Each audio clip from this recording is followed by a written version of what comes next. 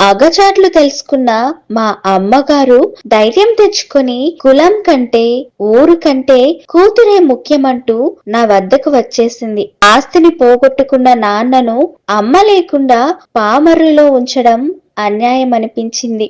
అభిమానంతో పొలం అమ్మి అప్పు తీర్చిన మా నాన్న లింగవరంలో 2 ఎకరాల పొలం కొని నా పేర పెట్టి తాకట్టులో ఉన్న నా నగలను విడిపించి ఆ తర్వాతనే నా దగ్గరకొచ్చాడు. 2వ ప్రపంచ యుద్ధాన్ని ప్రజాయుద్ధమని కమ్యూనిస్టు పార్టీ ప్రకటించింది. 1942 డిసెంబర్ 25 నాడు నాకు చందు పుట్టాడు. మా పెద్దబ్బాయి, మా చిన్నబ్బాయి వాణ్ణి పీపుల్స్ వారని పిలిచేవారు. చందు పాకుతుంటే ఎర్ర జెండా చేతికిచ్చి ఆడించేవారు.